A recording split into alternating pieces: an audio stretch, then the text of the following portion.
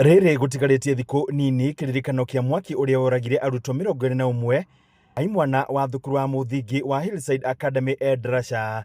Gĩtabanio rĩu riboti ya ũthuthuria wa cira ũcio nĩrĩkĩtie kũneanwo igoti-inĩ rĩa Nyeri nĩguo ũthuthuria wa mũingĩ wambĩrĩrie. The file was forwarded to ODPP, who directed that an inquest be conducted, and the same has duly been registered before the Nyeri courts,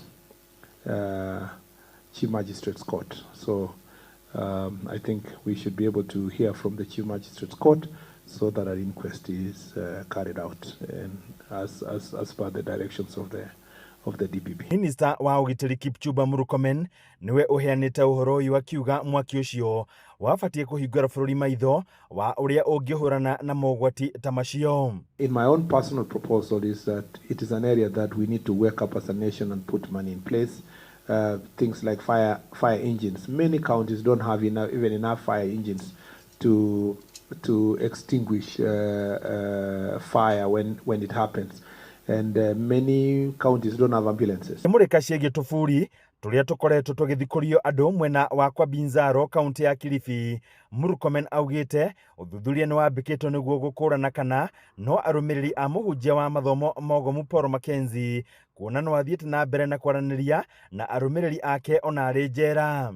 Let me tell you that it's also calls on us to invest also more in solitary confinement for such radical elements, because such a person, you expose them to even prison officers, he will radicalize them.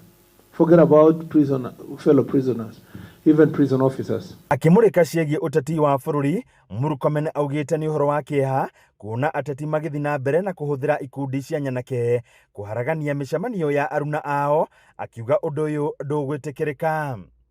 So my message to the people of Mount Kenya is that we have seen what sects and organized gangs can do for community.